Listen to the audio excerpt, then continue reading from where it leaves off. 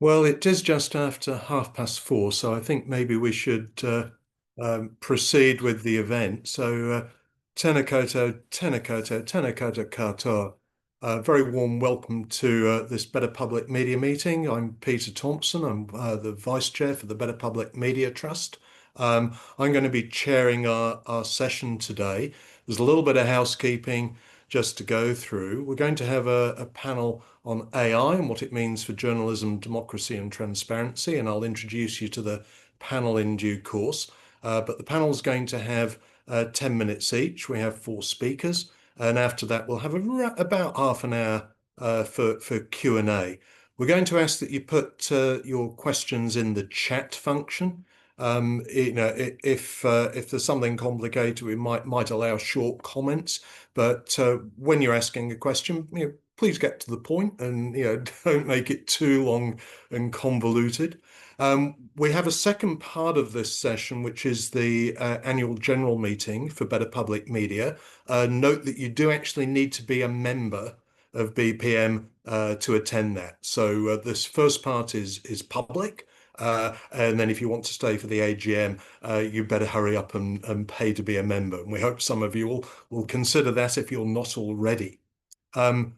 So let's get on with the proceedings. I think artificial intelligence is a bit of a debate of the age at the moment. It seems to pervade all sorts of conversations that we have. And in some ways we have, as with any new technology, all kinds of imaginaries, both utopian and dystopian, about what AI might bring. It's certainly become a huge debate within the media sector, partly because of generative AI's potential to produce all kinds of content. I won't necessarily say original content, because that, of course, is one of the issues of debate. But we have an amazing panel lined up for you to debate these things. I always start with thinking about AI with an old TV series a radio series and then a TV series from the UK by Douglas Adams called The Hitchhiker's Guide to the Galaxy. And so if you're familiar with that work, there's a rather amusing scene where a group of philosophers in this advanced civilization build a giant supercomputer called Deep Thought to provide the answer to life, the universe, and everything. And after 7.5 million years, it finally gives them the answer, which is a rather unsatisfactory 42. At which point it points out they were asking the wrong question all along. So here to sort out some of the myths from reality and the possibilities from the probabilities, we have a panel with us. First of all, I'd like to introduce Patrick Crewdson, who's the Director of Strategy and Implementation at RNZ. His role is to oversee the integration of AI tools and ensure the alignment with RNZ's journalistic and ethical standards whilst improving audience engagement. Some of you will know Patrick from his long career at Stuff and Fairfax, where he was head of product development, editor-in-chief of stuff.co.nz, and head of news for the Dominion Post. And he was named editorial executive of the year in 2019 and received the prestigious Wolfson Fellowship. Secondly, we have Kyla Blennerhassett. Kyla is the AI lead on the Te Waha Nui editorial team. That's the AUT student journalism website, and she was the person that helped develop their AI policy. She's had other roles with NZME, working on the Herald Now, and also with Universal Music New Zealand, making content for TikTok. I'm also very happy to introduce Dr. Andrew Lensen, actually one of my colleagues in a slightly different program here at Te Herenga Waka, Victoria University of Wellington. Andrew's the program director for the Artificial Intelligence program. His core research interests concern explainable and interdisciplinary artificial intelligence here in Aotearoa, New Zealand, including its social and ethical implications. And he was recently awarded a prestigious National University Award as Critic and Conscience of Society for his work on AI. And he also founded his own ethical AI consultancy, Lensen McGavin. And then last but certainly not least, we also welcome Dr. Merja Myllylahti. Merja, you may recognize from recent news stories. She's an associate professor in journalism and critical media studies at AUT University. She had a previous career in journalism and financial reporting in the City of London. She's co-director of the AUT Research Centre for Journalism, Media and Democracy, JMAD, and also co-author of the Trust in News reports, which of course has itself been making the news headlines this last week. She's also the author of From Paper to Platform by Bridget William books, and she joined us on the Better Public Media Board just last year. So a very, very huge welcome to all our panelists, Haere mai, and a very warm welcome to all our audience. So we'll get the proceedings going and we'll go through in this order. So Patrick first, very warm welcome to you, Patrick. Thank you very much, Peter. Kia ora koutou. Let me just confirm that I can click the buttons in the right order here in order to get a presentation to show.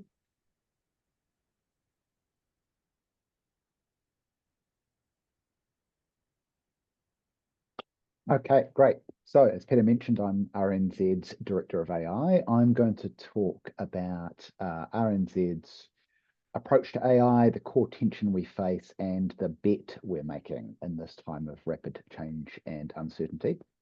So when it comes to AI, there's a big gap between one of RNZ's core values and the attitudes of the public of Aotearoa. New Zealanders are generally nervous about AI, even distrustful. That's true in many populations, of course, but it turns out the Kiwis are apparently at least at the extreme.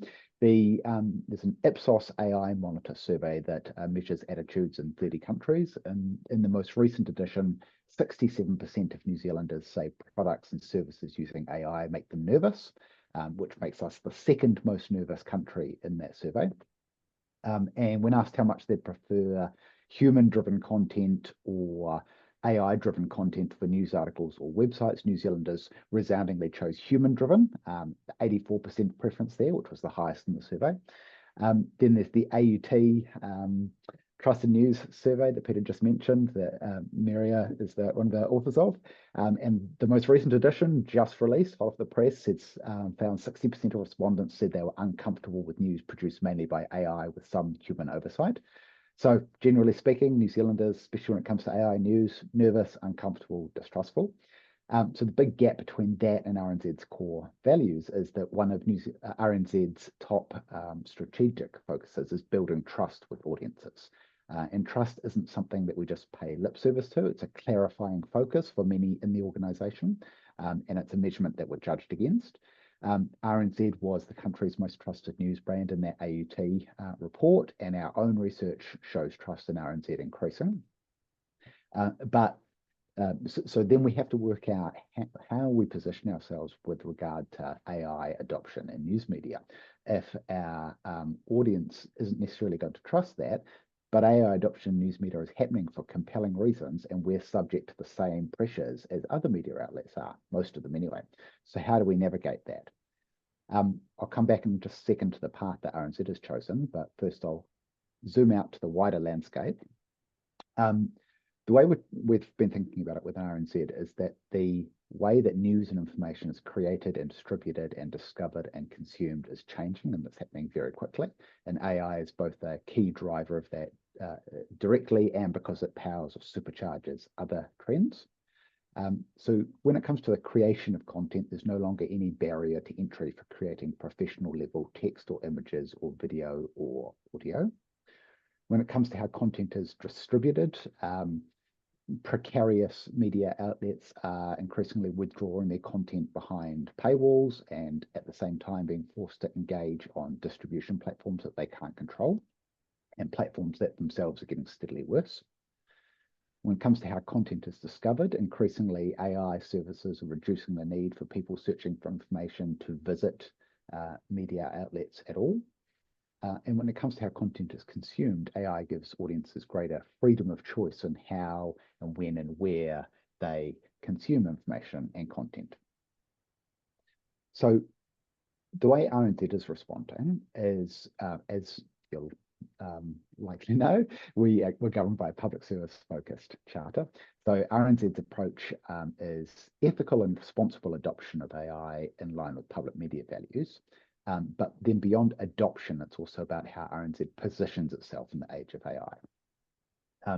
So when it comes to how we adopt AI. There are risks to either side of us. On one side, if we error-filled, haphazard adoption that costs us trust and credibility and audience and staff buy-in.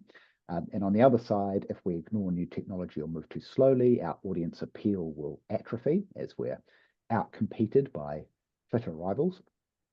We think other media outlets who also serve New Zealanders could adapt to the same challenges and opportunities by chasing commercial advantage, because they need to, moving at speed and putting AI in everything. And so our approach is partly designed to set us apart from that. And then when it comes to how we adapt to this era of AI, we need to examine what our audiences need from us now. And that means potentially being willing to transform our content and our formats and the way we distribute. So we've thought about AI through the prism of all those changes to content creation and discovery and distribution and consumption. And we've thought about RNZ's strengths and weaknesses and the opportunities and threats in front of us. And what became clear was that we needed to remember the fundamental attributes that New Zealanders value about RNZ. So our AI approach boils down to considered, ethical, pro-human use of AI to more powerfully serve the public interest. So this is the maxim or the motto that governs our AI strategy, and it leans into what makes RNZ distinctive, so ethics and standards, public media character, and our people. And we think it has 4 key differentiators for us in the New Zealand market. One is being considered, selective and thoughtful and deliberate and aligned with our values. And that's in contrast to an AI everywhere approach that we think other players might take. Secondly, it's in foregrounding public service media ethical principles and what we choose to do rather than being motivated by commercial gain, even if that's not in the interest of users. The third is making a principled decision to use AI for assistance rather than for content generation. The fourth is being avowedly pro-human, which means leaning into the human talent and personalities and authenticity that our audiences value. And that's a key point, because basically we're placing a bet that in this era, the value of authentic human content will increase. Underpinning that high-level approach are a set of principles, and these are publicly published. I won't go through them in great depth, just in the interest of time, but they are that we will use AI to assist the creation of our content and assist our journalistic processes, but not to generate news or other content that we publish or broadcast.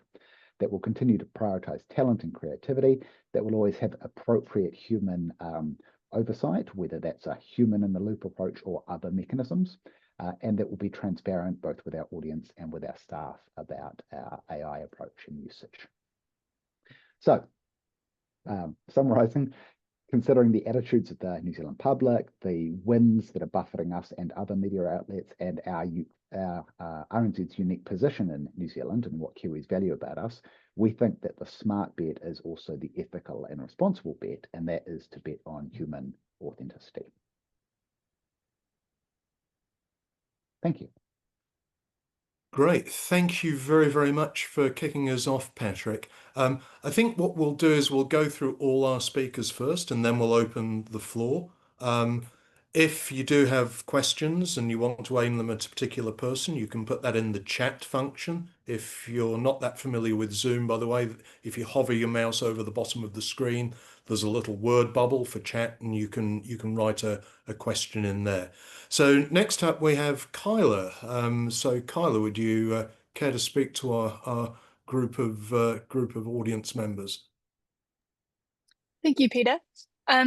So before I get started, I thought I would just give a little spiel about my position creating the AI policy for Te Waha Nui. So I am a 3rd-year journalism student at AUT in the communications degree, and I am on the editorial team for Te Waha Nui, and that is our AUT student journalism website where all of the 3rd-year journalism student work gets published, which has a real focus on creating ethical journalism and providing a unique voice from students in the landscape of news. So at the beginning of the year, there was a call made that we needed to develop an AI policy because we didn't currently have any guidelines or any regulations as to our direction using AI. And so I am very passionate about AI. So I decided to put my name forward to take the lead.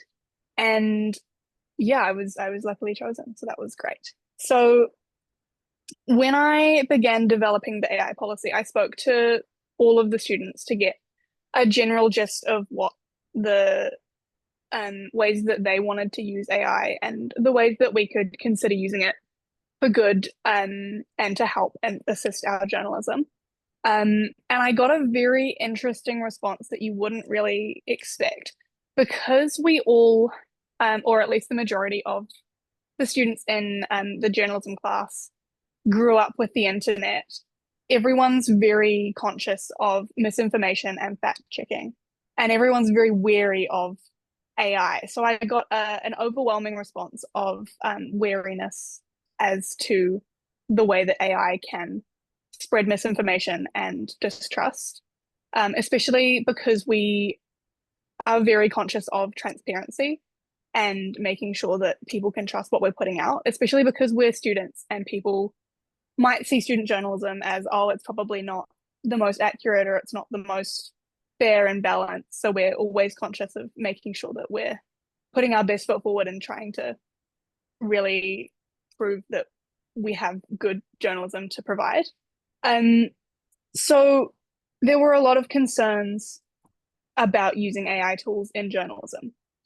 A big concern from the students was that we're at university to learn how to write journalism. So no one wanted to use AI to write the stories for us, because we're coming to this university to learn how to be journalists. So why would we learn how to write an AI prompt to do journalism when we're trying to learn how to do journalism ourselves? And so that was a really big factor in the AI policy, was how can we use AI to better our skills as journalists, but balance that with learning how to write journalism ourselves, especially because as we haven't got a lot of experience writing news, it's very difficult to spot mistakes. If we had AI write our pieces for us and it got something wrong or it got the structure wrong, we wouldn't know how to realize that, because we wouldn't know how to write journalism ourselves. But if we focus more on writing journalism and finding sources and structuring our stories the right way, then if later down the line there's a shift in the way that AI is used for journalism and we want to be able to spot mistakes that it makes in stories, we can do that because we've got the skill set and the foundation originally. So we don't use AI very much at all. And the policy we've developed is very, very anti-AI centric in a way. So we've come up with 3 ways that we do see AI in journalism as a good, acceptable use for students, specifically looking from a student journalist lens. And those are transcription, translation, and research. Now, in our AI policy, we've broken them down quite thoroughly to explain exactly the ways that we'll be using AI so that our readers can understand completely where it's coming from. And we've gone very transparent in the sense that every single story we publish has an AI disclaimer, which isn't something that you see in the media. But we thought that was something that is really important to us, so that if we write a story and we don't use AI, it's quite refreshing to at the bottom see AI wasn't used at all. Whereas if you do use AI for example, transcribing audio from an interview, it's really important that you can note that down so that readers understand what's going on. And then in our AI policy itself, it explains that no matter what ways we use AI, it's always checked over and reinforced by human research. For example, in transcription, when we use AI to transcribe audio from interviews, every single time we will go back and listen to the audio clip of that specific part that we want to quote. So it's a really great tool for searching through an interview, because if you've interviewed someone for 10 minutes and you've got this really big long recording, but you just want a tiny little quote, it's so much easier to transcribe it, read through it, find the bit that you want to quote from. and then take that, but we'll always listen back to that specific part because often it gets it wrong, and it will, especially with people's names and important things like that, it will get wrong. So it's good to listen to that. So that's something that we always do, just to check for accuracy. Another way that we outlined that we could use AI is for translation. And that was so that if we ever in the future want to translate articles into Te Reo Māori, we have a easier and faster tool of doing this. Because we have a Te Ao Māori editor whose job is to promote Te Reo in Te Waha Nui on the site. And publishing articles in Te Reo is something that we were considering at the start of the year. We haven't managed to do it yet, but we just wanted to leave the door open just in case. But in our AI policy, obviously AI can be a great tool for speed, but it's not always so accurate, especially with translation. So we outlined that if translation is used, someone fluent in Te Reo will check over and make sure that it's all correct before anything is published, just so that you've got that form of checking. So really, in our AI policy, it's very centered around using AI as a tool to make things more efficient, while still making sure that everything is checked over and used for accuracy. The third point, research, is it seems like it could be taken the wrong way because tools like ChatGPT and Google AI are notorious for hallucinating and making things up.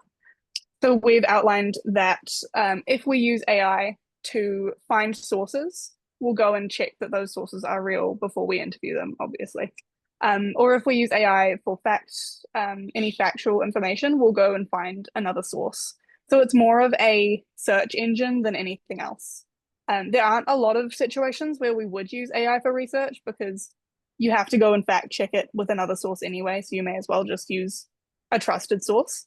But it can be really useful for finding sources. Like if I was writing a story about butterflies and I asked ChatGPT who were 5 butterfly experts in Auckland who would be good to talk to about XYZ, and then I would go and see if those people actually existed or if it just made it up. But apart from that, we really wanted to focus our AI policy on ensuring that we can still take the time to write our own stories and interview people ourselves and find our own sources and develop the skills that we need to become good ethical journalists. Yeah, I think that's about it. Thank you so much. Okay, thank you very much indeed, Kyla. We actually have a question popped in, and so maybe we'll go to a question, and I think it's probably aimed primarily at Kyla here, but this is from Daniela, and it's from a language teacher's perspective. I feel the need to ask why translate English articles into Te Reo instead of promoting Te Reo by publishing authentic material, i.e. material written by Te Reo speakers. That's a really good question. In our cohort at the moment, we have 40 students, and as far as I know, only 1 student is fluent in Te Reo. I'm assuming by that you mean instead of translating articles written in English into Te Reo, writing it in Te Reo first. We don't have. That was the gist, yeah. Yeah, we don't have a whole lot of students who are fluent, but we have got a Te Ao Māori section where we focus on stories that are specifically Te Reo and like Māori community issues, which is really important. So yeah, I guess we don't have a whole lot of people who are able to develop that content. So I guess the next best thing is writing our own stories and then translating them to get more of a broad overview. Okay. Thank you very, very much, Kyla. I think we'll move on. There are a couple more questions coming through. You can check those in the chat, but we're going to come back to those after we've heard from our other speakers. So next in the lineup is Dr. Andrew Lensen. So Andrew, do you want to take the floor, please? Sure thing. Thanks, Peter, and thanks everybody as a whole for inviting me to be here. My background isn't in journalism, obviously, but the intersection of AI and journalism is an area I've come to have a lot of thoughts on just through sort of doing some expert work and with sort of journalists. So it's really nice to be here and hopefully say a few things and get a few things off my chest at least. So I guess there's two main themes I want to talk about very briefly. The first being what other people in the panel have already sort of touched on, which is the use of AI by media or by journalists. And I think that is obviously often the focus. But secondly, we should also talk a little bit about the coverage of AI in public media, because that is something I guess I see as being a very new area for journalists, of course. And so there's some things there I think we could be thinking about a little bit more carefully to sort of improve the public's understanding of these issues going forward. But I'll start with the sort of the use of AI media. I increasingly come to the opinion that it's actually really a good thing if journalists minimize their AI use, because as many have already reflected, all the statistics in New Zealand show us that people in New Zealand are quite nervous around AI or distrusting of AI, and also that we have, you know, a decreasing trust in journalism as a whole as well. And so I think if we saw the journalism industry start to really use AI widely, especially without disclosure, that would you know, further erode that trust. And I think this is actually almost a golden opportunity where if there is little use of AI in journalism or little use of AI in the writing of content, that is actually perhaps one way that we may see some people turn back towards these sources like RNZ or Stuff or others, rather than relying on social media and Facebook. So that's just sort of one of the first things I've observed. Of course, we know there's a whole bunch of other issues as well. And I mean, some of those concerns around the use of AI may naturally sort of resolve themselves, right? If we see AI as a new technology, much like the internet was, or you know, other technology we had in the past, there is a tendency that over time things will become more normalized and people get more used to it. So we'll see how that lands. But it does seem that, especially as I think Kyla alluded to, a lot of young people are often the most against AI. Like even in my cohort of students who do AI courses, many of them very much do not like the forms of AI we're talking about here. So generative AI, for example, they see things like AI image generation and even just text and video generation as well as being often immoral, or sort of stealing from creatives, or just sort of have an ick factor. And again, that may just be a sort of a reaction to new technology, but I think also there is that quite deep feeling by many young people that it's something they are not happy with and how it's being imposed on them in the world, rather than being something they're sort of choosing to engage with often as well. And on that note, we see, I guess, other impacts in media as well. So for example, a lot of publishers have been struggling where there's things like AI summaries in Google search results, because that will naturally then reduce the number of clicks that go to news websites. And so when you're thinking about ad revenue and other forms of engagement, you know, if the AI summary is going to summarize your news article and not attribute you or not give you any profit sharing, then that really raises its own questions in terms of your commercial opportunities and sort of the ability of journalism, which is already sort of operating on very small margins, to continue to operate in the way it does. If I just then pivot a little bit to, as I said before, the coverage of AI, and this is, I guess, an area I have more experience with as well. We know quite clearly that a lot of journalists who cover AI topics are not necessarily doing that day to day as part of their beat. Often they come into it when there is a related topic, perhaps in their primary beat area, that has an AI element to it. And so that means that we have often journalists will sort of say to me quite, you know, bluntly, that they don't have much understanding, or that it's not their area of expertise. And I mean, of course, I wouldn't expect it to be, but there is, I think, a feeling that outside of some of the tech reporters who do have some more time and more capacity to sort of engage in upskilling, a lot of journalists feel like they're a little bit not behind, but that they don't have the knowledge they need to be reporting on this. And so I wonder if that also affects sometimes a lack of reporting we see on some of these issues. There's also a lack of access to experts. So one of the reasons I actually sort of started doing media work was because I saw that none of my colleagues were really doing it. And I felt that we needed to have some more people in the space. And to be fair, that hasn't improved that much. There's probably a few of us in New Zealand who actively contribute to media engagements. And once a few journalists know your name, you tend to get more inquiries. So it's sort of a snowball effect. But at the same time, I think there is a question there around why we don't have many AI academics contributing to this space. And that's probably a mixture of confidence and also incentives in the university structure as well. I can't share the details yet, but I actually examined a very interesting master's thesis here at Victoria University that looked at the use of AI, the coverage of AI by journalists. And so once that sort of get published, I'll make sure to maybe share it with Peter, and he can also share that more widely, because I think it's had some really good both primary research in there for interviews with journalists and also sort of an analysis of AI coverage in the media. What else do I want to say in my list of notes here?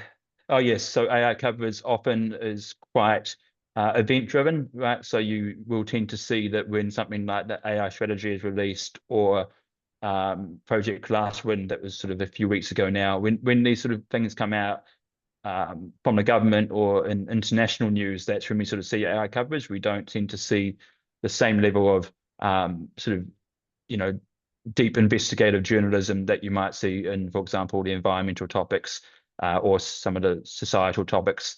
And again, that is understandable because it's moving so fast. But I think there is also more room there for, you know, some deeper pieces into how AI is being used in New Zealand in different sectors, the impact of that, and so on. Another thing I sort of wrote about recently was relates to it being an election year, right? And so we see a lot of, and this goes beyond journalism, obviously, but there's a lot of concern out there around how AI will impact the election. And I think when we look at social media as a form of, you know, not journalism primarily, that is a very challenging area. The ability to spend not a lot of money and then have quite a few AI bots who can lobby people or try and influence elections is quite scary.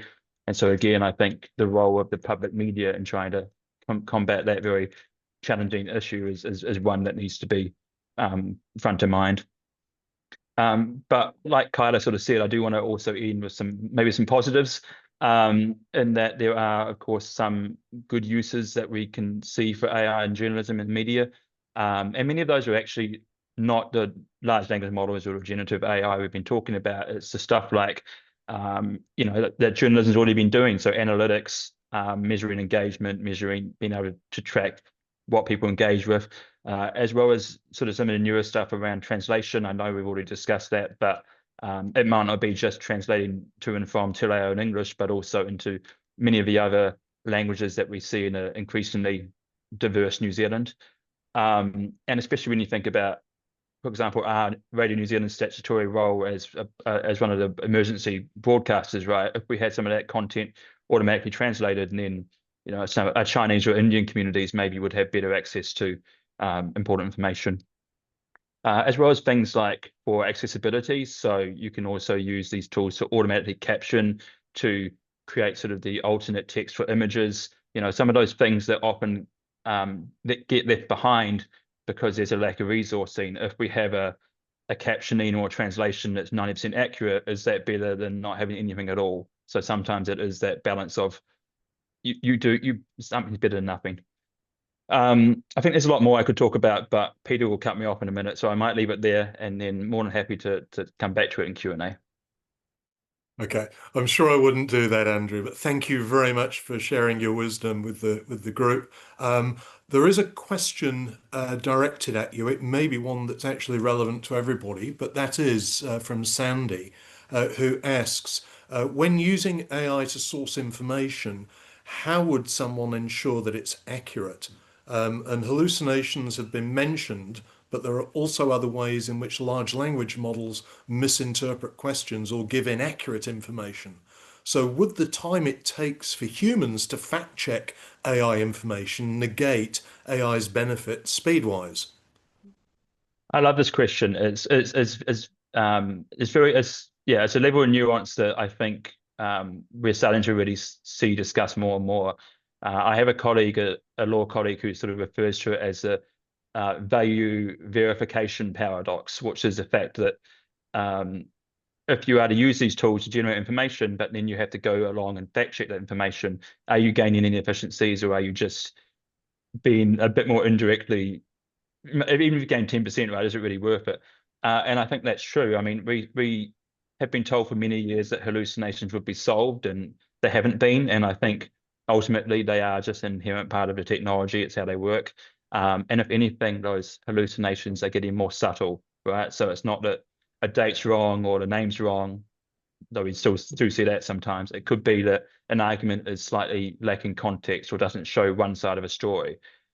So yes, I think that's a really poignant point, in that we need to be quite careful in how we evaluate the benefits of these technologies. And I think once journalists themselves start playing around with them, they will sort of get quite a good sense of whether or not it is actually beneficial or not. But I mean, my best advice is always to sort of look at the citations or the references that those AI summaries or chatbots are giving you, and go back and fact check it. But as you've said, that's a cost as well.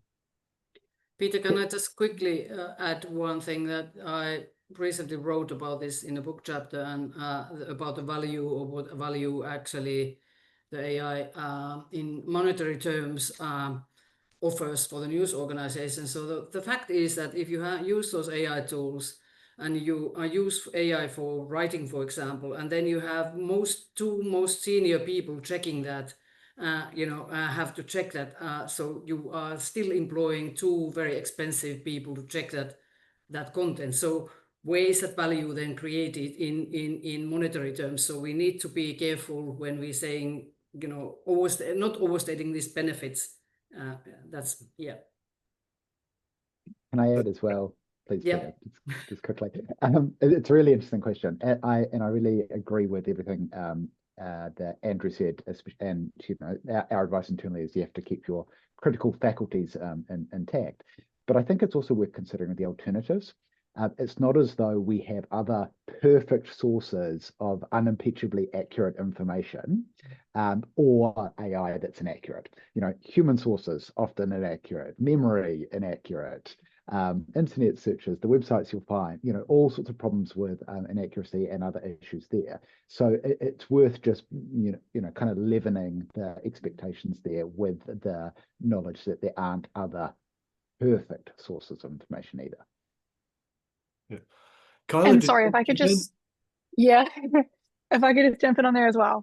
I think if you can use AI to find you some really good sources, that's a really positive way of kind of flipping it. Like if you don't directly ask the AI for the information, but if you say, hey, who could I speak to about this? Or what's a good website or academic journal about this? And then it directs you, I think that can be a really good way to merge that both. Okay, cool. Okay, well, the debate is fermenting even as we progress. But now we've got our final speaker, and that's Merja Myllylahti. So, Merja, do you want to take the floor, please? Yeah, thank you. Couple of just things. Kyla is in my newsroom, and I have to say that the students came with this AI policy themselves, and they created it, and it was actually quite surprising for us tutors or whatever, or editors in working in that newsroom, that how strict they were, and it was not influenced at all by us, that and they came with this labeling of the content and everything, and we were like, yeah, really? So it was much a surprise for us how strict they were. So I have recently written a couple of reports for the Journalism, Media and Democracy Research Centre. One is about the AI use in New Zealand newsrooms, another one is the trust in news in in New Zealand, which I co-author with Greg Treadwell, my colleague at AUT. So Patrick actually already mentioned that about 60% of the New Zealanders are uncomfortable with the AI created news, even if they have a human oversight. About 11% of the people say that they would be comfortable with that kind of news. It was a slight increase from the last year. So last year it was 8%, so we saw 3% uptake in that people would be comfortable with AI news. It's not a lot, but it just gives you some perspective. What we found, it was actually kind of quite interesting, because the young people are more comfortable, according to our data, than the older people were using the AI in news. So this was those aged 8 to 24, 18% were comfortable compared to those who are 50 to 64, only 7% of those were comfortable. So quite big gap there in age gap, which is quite interesting that the data shows that young people are more comfortable, but then we actually in practice see that it may be not true. When we're talking about the AI new chatbots and AI and as a sources of news, so it's really not big, but I was a bit surprised that approximately 12% of our survey respondents say that they use AI search assistant ChatGPT as a source of news. So 12% of New Zealanders use ChatGPT as a source of news. 4% use it other forms of the AI, but ChatGPT specifically has emerged as the source of news. And when we looked at the comments that people were making about AI and AI-related news, there were a lot of comments about that it's when people see so much AI content floating around, that it's really harder and harder for people to know now what is true and what is false. And I think this is not just a journalistic and news content, this is a wider content issue, of course, and I'm sure that we have people here in this room who are doing the TV, video, audio, etc. So it is a wider issue, of course. Okay, so then thinking about that, how the AI is used in New Zealand newsrooms, and of course Patrick knows this really well from his organization. From my report, which came out I think it was February, newsrooms in general use AI for transcription to summarize large documents like the big court documents, 90 pages, legal documents, for example. They use some extent for content moderation and personalizing or recommending the content. We know, for example, that New Zealand Herald front page is created by AI. Some newsrooms are using AI tools to content writing and editing. So some allow, for example, Staff allows AI to write a first draft of the news article from the single source, such as police or fire services. So first draft is written by the AI. And none of the newsrooms allow creating photos or videos with AI. So that's across all the newsroom policies. No videos, no or photos, and I think that is a really good policy. All the newsrooms in New Zealand say that they have a human oversight for the use of AI. So it comes again, TVNZ, Radio New Zealand, Staff, NZME. Well, this is my kind of point, and I think I don't think in news context and newsrooms you can use AI without a human in the loop. I think it's dangerous, and I give you a chilling example from my former home country, or where I was born, Finland. There was recently two biggest newspapers in Finland, Helsingin Sanomat and Ilta-Sanomat, published a story that the Finns have shot down 2 drones from Russia in the city of Kouvola, and it appeared then that these drones did not come from Russia; they came from Ukraine, and they were accidentally came to Finland, and Ukraine apologized, that these drones were not targeting Finland. so what happened with that reporting in these major newspapers in Finland? So Helsingin Sanomat say that AI tool falsely headlined the information coming from the Ministry of Defense. So, and there was no human oversight to look at that headline, and the article was published. So in the situation where the geopolitical the massively sensitive geopolitical issue, especially in the Finnish border at the moment, they published the article about the drones coming across the Finnish border without the human oversight. If this doesn't tell you that, you know, why we need the human oversight and human in the loop in even with the creating the headlines, I think this should be it. Yeah, it's a chilling example. So that's from me. Okay, thank you very much indeed, Merja. Well, we'll move quite straight away to Q&A, and there's a number of questions that have come up. We'll go back a couple of steps.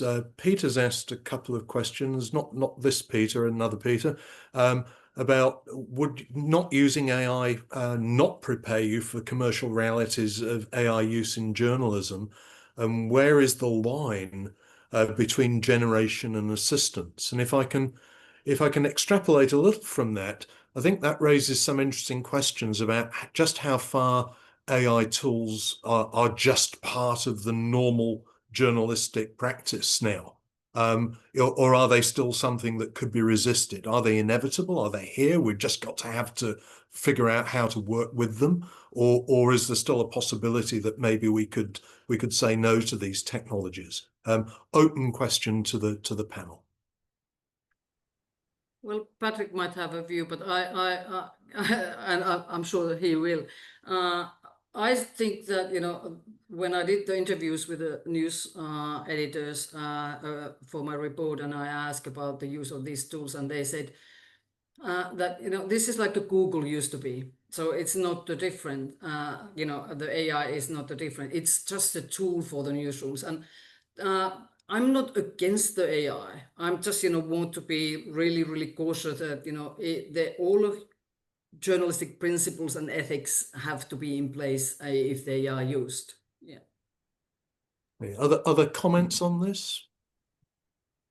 Yeah, I think you could decide to say that you weren't going to use any AI tools at all and still have a career in journalism, and you might be able to pull that off. It's probably quite a risky career proposition. To me, that's not what I see the Waha Nui team doing. I see them being very conscious and deliberate, making an educated decision about we're going to use this, but not this, and it's the right thing for our publication. And I think that's the same kind of process that mainstream media outlets are going through as well. So I think being educated is the right step. Okay. Any other if I could, I'll just jump in there. It's such an important question. I think trying to find a balance, especially from a student lens, making sure that you don't overuse AI and then you don't develop the right skills trying to enter the workforce, but then you don't underuse it as well and you don't have any preparation at all. So I think in the ways that we've tried to develop our AI use, it's very minimal, but it's just that little stepping stone that allows us to say, hey, we're comfortable with using AI and integrating it into our work, and then fact checking it and understanding the importance of making sure that it's accurate, while also developing those skills so that if we use it more in the future, we can spot where it gets things wrong or fact check it and check things for accuracy. Yeah, and a very sort of general comment from me. I was just going to say is that we sort of know quite well now that not just in this context, but more widely, that if you're going to be able to validate the output of an AI tool, you sort of have to have gone through the hard mahi of learning how to produce that output yourself first. Much like we still, and I use the analogy often that we still get students to learn to add and subtract, even though we have calculators, right? Because you still need to learn, and part of that learning is developing your thinking, your critical thinking skills, but you still need to learn enough that you can then validate those things. And I guess a related question, now I'm asking questions instead of answering them. A related question would be, how do you ensure that journalists who have been trained already without using AI, those of them who then go on to use it quite intensively, how do you ensure that they retain those critical thinking skills if they become so used to handing off things to the technology rather than write it themselves? And so I don't know, Patrick, if you have any sort of thoughts about that from sort of an R&Z perspective, but is there a need to have like almost a validation of the human as well over time, as well as the technology? Yeah, I don't think I can answer the how. I can agree with the importance, and I think it's part of the advice that we share internally as well, is that you have to be able to basically stay match fit. You know, you have to exercise those muscles yourself and don't let them atrophy. And it's something that's been seen in other disciplines that AI has touched, like software engineering, for instance. A lot of the tasks that have been taken away have been the tasks that interns or junior new entrants to the field would handle, and then that has the effect of reducing the basic skill level of employees, but also cutting out employment for a tranche of people. And those kinds of issues are potentially relevant to the media as well. Okay, thanks all. We've got another couple of questions. I'm going to link these together. There's one that's quite broad and one that's a bit more specific, but Yusuf cites the godfather of AI, Geoffrey Hinton, who's revised his estimate in late 2024, suggesting there's a 20% chance that AI could lead to human extinction within 3 decades. He says, personally, I wouldn't drive over a bridge that had a 20% chance of collapsing. So my question is, why would we permit this digital form of Russian roulette into anything we do? He says, for the record, I'm using it so I'm not a rejectionist, but please help me understand why I shouldn't just stop. And then a little bit more specific, Miles has asked, well, what are the dangers of AI? What would be the worst outcome for using AI in journalism? So there's kind of a 2-level question there. I mean, about one about global risk and the others about specific risks to journalism. What could possibly go wrong? Sorry, I should not maybe laugh here, but I think, the trust is of course a big issue. So, I'm very curious to see what happens with the Helsingin Sanomat, which is like the Herald here, when I think their reputation was harmed massively. It can have journalists can cause a bloody war, if you're not careful in this was sensitive time, and you let the headline, AI to write the headline without human oversight.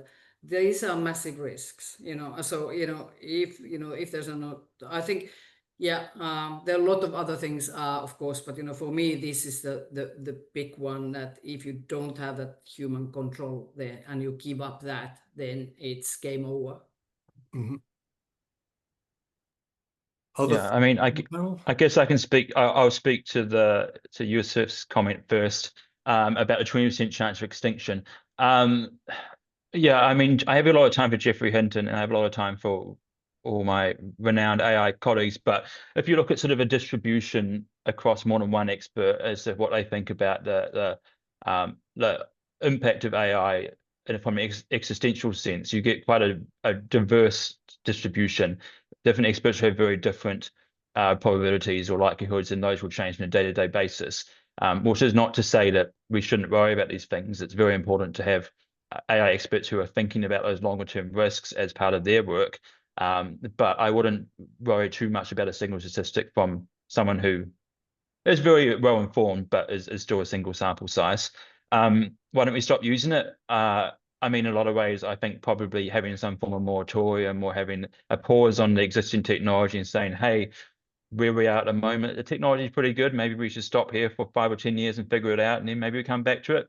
That would be lovely. But again, I had to be a little bit pragmatic and say that even if in New Zealand we did that, the US and China are going to go on in their AI arms race anyway. So I don't really have a uplifting counter to that one, except to say that it kind of is here, and as much as individuals may want to stop using it, there is, of course, still going to be that much broader risk. And so it's a question we have to tackle at a societal level, even if we individually choose not to use it. Yeah, we absolutely need to tackle at a societal level. There's, governmental and regulatory questions, and they top out at that what if AI destroys the world kind of concern. And there's a really catchy title of a book by a prominent AI doomer called If Anybody Uses It, Everybody Dies. Great book title. But then there's also a whole lot of other more tangible current concerns that are crying out to be addressed around copyright and intellectual property, around environmental impact, around labor usage for training models, around concentration of ownership in the hands of a small number of billionaires or near trillionaires. So we have to, while acknowledging potentially the existential risk, also pull our focus a bit closer to the current risks that also require societal level intervention. And there is some reporting that some of the reasons that people like Elon Musk and Sam Altman may be hyping up the existential risks is to distract from those immediate risks that we should probably be paying more attention to. So there is some marketing on there as well. But I think, I mean, like any issue, right, there's always different layers to it, and we should be giving them all their sort of due attention. I think, this is the copyright issue, what Patrick was touching there, and it's the copyright issue is not just for the news and journalism, it is the content creators, and there, of course, we have in the audience, I'm sure the people who are, creating original content, but also in the terms when we're thinking about the risks for the news organizations, so it is, I'm a bit gobsmacked that the news organization give even their archives, hundreds of years of the archived materials for this corporation to train their AI models without any compensation. And New Zealand, there's not a single news organization which has any licensing agreement or any copyright payments from these AI companies. So where's the monetary benefit here? So yeah. And just to jump back to that question from Miles about the worst outcomes for using AI in journalism, I think that one of the things that Mary mentioned about how people are turning to traditional news sources to verify AI slop and misinformation they're seeing on the internet. If we use too much AI in journalism, people won't be able to trust anything anymore. And it's like, how do you fact check at all? And there's also a bit of an issue around over-reliance on AI tools. When you start using ChatGPT to write all your emails and all of a sudden you can't write an email anymore, and what are you going to do? You're kind of losing that skill set and losing that part of your brain as well. It's a bit of a concern. Okay, thanks very much for the responses to that question. We've got another one that's come in from Tom, aimed at the students and academics in particular. And it says, we've heard a lot about the limitations of AI. Where would be the particular areas where it's adding value for your mahi? And for example, he says, I noted down using it to find sources or people to speak to, and others have mentioned summarizing. What are the other, so kind of the opposite question, what are the benefits here? What could we get out of it that's maybe positive? I mean, one of the things I mentioned earlier with the transcription, I absolutely love using AI for transcription. All of my stories on Te Waha Nui have the little transcription exclamation at the bottom, because I find it so useful to voice record a 10 to 20 minute interview and then be able to quickly skim and scan through it and Control F to find keywords, to search for quotes, rather than having to listen to it once and kind of writing down a couple of bits and then listen to it again to see which of those bits were better than the others, and then listen to it again to make sure that I've got the quote right. It's just such a time saver. Yeah. Go ahead. No, okay. I just, I don't use AI a lot. Where I see some benefit is that if you have a massive dump of documents, try to maybe summarize or see what is the trend or pattern there. But you still, it still takes a lot of time, because you can't trust that, it gets it right. So you still have to go and check yourself those sources. So it's difficult. I won't repeat what the very good points already been made. I'll make two new ones. The first being, it can be a very useful tool for when you're trying to understand the concepts in a new area or something you haven't thought about for a while. So for example, when I had to relearn a bit of linear algebra the other day, I can go and talk to Gemini about linear algebra and I can ask it questions directly. And because I already have some background there, I can learn, very quickly in that way. And it can also sort of tailor it to my background. It will start to use quite obnoxious analogies like as a senior lecturer, blah, blah, blah, and so you have to be a little bit careful of it being sycophantic, but that can be quite good. Also, if you have a piece of work, for example, maybe an essay or an argument you've made, giving that to one of these large language models and saying, what are the counterpoints or what have I missed here? Almost as a sort of a way to get a rebuttal beforehand can be quite helpful, because that may then lead you down some new directions you hadn't considered. And that can also be quite good because you don't always have time to get your colleague or your friend to read it because they also had limited time. And so getting almost peer review at a very sort of simple sense can be quite good. But anyway, there's lots of ways to use this, right? And I think most people generally get a good sense when they start using these tools, whether or not it feels appropriate or not, or whether or not it feels like you're using it to augment you or to sort of replace aspects of what you're doing. Sure. I might chip in myself just briefly here, and that would be to say that some forms of AI technology have been used in academic research for decades. I mean, qualitative analysis models such as in vivo and other forms of discursive analysis programs that try and uncover themes and patterns in dense text and material. They've been around for ages, but of course they're very dedicated. And so in that sense, there's forms of AI and machine learning that are quite separate from the more contemporary large language models and generative AI processes. And I think where we get a bit worried is as with journalism, we start using AI to actually generate the outputs, and think that that's producing knowledge. And as everyone I think has said, you still need a human being in the room here. Let's move on to another question. I think that there has already been a couple of answers, certainly from Patrick at RNZ, but are media organisations considering a code of practice for the use of AI? Well, I know, Patrick, would you want to pick up on that one? I know one or two other media organisations have done this as well. I think Merja's probably done the best survey of this, but RNZ has its AI principles that it publishes. Stuff has AI covered in its code of ethics and practice. And I believe that TVNZ and the Herald and other media organisations are taking similar approaches, either a specific policy document or something carved into their normal editorial operations documents. But Merja?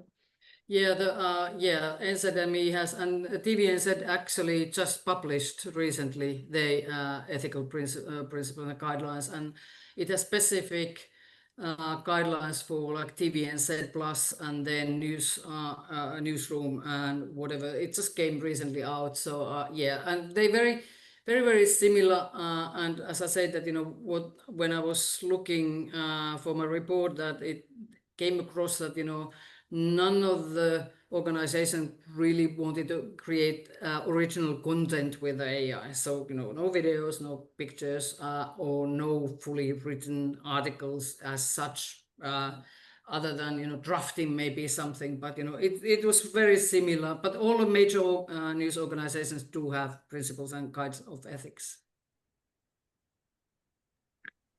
As well as that, when I was writing the AI policy for Te Waha Nui, I found a really good set of a couple of guidelines on a statement from the Air2 Union, which I'll link in the chat now, which has a couple of guidelines, which are quite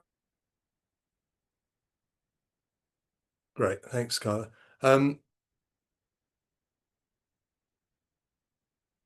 don't know if we've got many more questions. I'm going to add something in the mix though about translation. Some of my work a couple of years ago looked at basically news sharing practices among public media sector organisations, and one of the cases we looked at was called A European Perspective. It's an odd title. It's from the European Broadcasting Union, and it's a collection of public service broadcasters that have got together, and they've used an AI system called Eurovox, and it translates news from different countries that you upload into a server, selecting which stories you think could be relevant, and it provides translation not only in text but in audio at pretty high fidelity.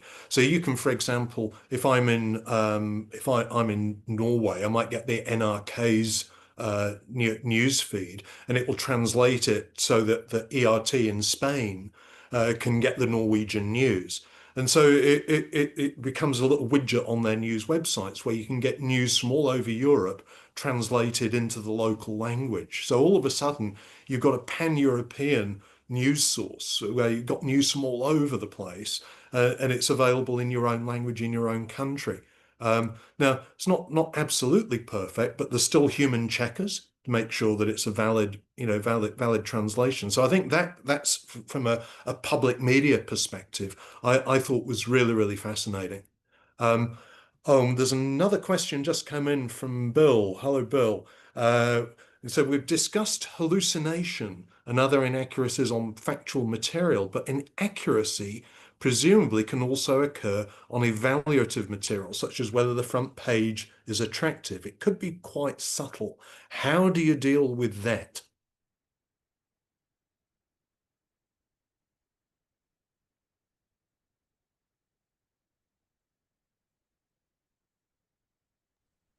I don't know. Honestly, I don't know if anyone else is here, but it's I don't know how to deal with that. Hallucinations. Otherwise, we know that these machines hallucinate. They make up sources. They make up quotes and citations and all kind of things. But that's a tough question, Bill. Sorry. I mean, I guess one answer is that what you're maybe touching on is the wider measure of quality rather than just hallucinations, right? So when you produce a piece of work, what makes it a good or a bad piece of work as opposed to just a correct or incorrect piece of work? And I mean, we have some existing methods we could apply to that. For example, I mentioned before things like engagement rates or click-through rates, comments and articles. You can use sort of some of those proxies as a way to measure it, but that's a little bit post hoc as to how you can determine, I guess, before publication or before you put it online, whether or not it's a good piece of work. Again, that comes down to probably the thing that journalists have learned over their careers as to what lands and what doesn't land, or what looks good on the front page and what doesn't. But it can be data driven, but it's slightly more removed from some of those core sort of technical issues, I think. And there's an argument that one of the core human skills now in the age of AI is taste.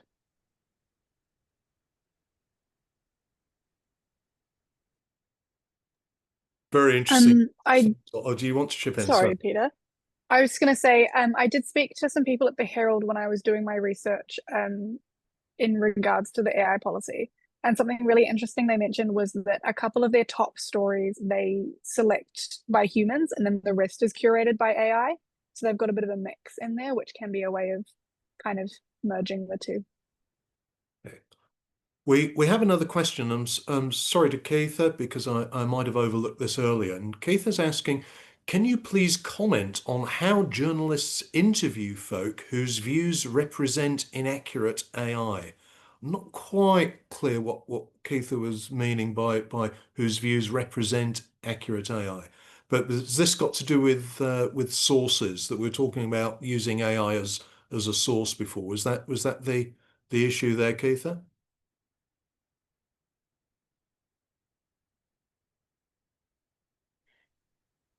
Yes, when it's clear that there's what they're saying is likely to be inaccurate based on these sources. Okay, and you're comparing that with AI. Yeah, well, their sources, they've probably used AI to find their sources. Okay. All right. So if we found a source through AI, but they're not accurate, how do we deal with that? When interviewing people who are thinking that they are accurate. Thanks, Keitha. Any thoughts from the panel? Do you mean if you're interviewing someone who their responses are based on what they've learned through AI? Is that right? I guess it's about finding the right sources who have expert knowledge in their field so that you know that they're not just finding out their information by AI tools, by a little ChatGPT search, that they've got research and knowledge behind them to back them up from verified sources. Yeah, I mean, a slightly related issue is, of course, that there are, because AI has become such a big commercial angle that we like to throw around to make our shareholders happy. We also see more and more people claiming to understand or use AI who perhaps don't, and so there's also a need for journalists to probably have a good sniff as to whether what they're being told by someone in marketing sometimes, or even a big AI startup, whether or not that's true or not. But that comes back to the normal practices of balance and sources in journalism, I think.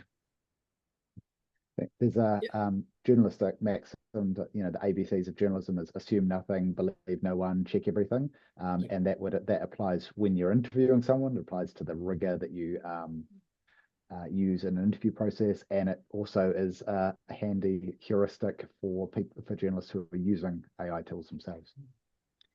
There was recently an article about The Guardian that one of the most prominent journalists in Europe, correspondent, used AI to create citations which didn't exist. So again, the AI tools are as good as the humans controlling them. So again, my point is that, as Patrick said, you can't assume anything. You have to check everything. I think this is I made in one interview, I think, recently, an argument that I think AI might be good for journalism. And I think it might be, because it's highlights that where journalism is good and where AI is maybe still lacking. Okay, thanks all. We're getting to the end of our session. Then there's two more questions to go.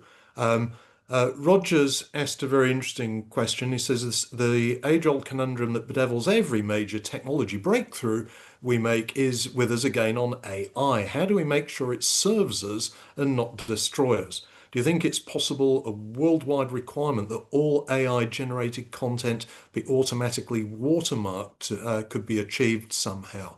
So, kind of a technical question there. Could you hashtag AI content in such a way that any form of AI content was identifiable and you could filter it? Is that technically possible? If it is, well, should we? There will always be people who are incentivized to dodge around that. I think it's much more likely that authentic human content would end up being watermarked rather than the AI content would be. Yeah, I mean, that sort of hits a nail on the head. There are some providers like Google Gemini who say they build watermarks into their outputs now, especially the images, and that you can then upload it and get it checked. But that's very much on an opt-in basis on the providers. And even if we did get every single provider to do it, the cat's sort of already out of the bag, because we have what we call open source models, which is where you can download one of these large language models, not quite as good, of course, from online and run it yourself. And so there's always going to be content out there that's AI generated, even if you did lock down all the service providers. But I think also Roger's more general point of how the age-old conundrum that every technology is going to kill us or make us better. I think that's quite poignant. But the question is whether or not, of course, whether AI is a sufficiently different technology that we should be more concerned than we were, for example, with the internet or smartphones or previous things. And I think I obviously have a bias in this, but I think it is it presents quite a different set of challenges, and so we need to probably have our things together a bit more than we did beforehand. Not necessarily doing a great job of it, but this is why we have conversations like this, to try and hopefully kickstart some societal discussions. Okay.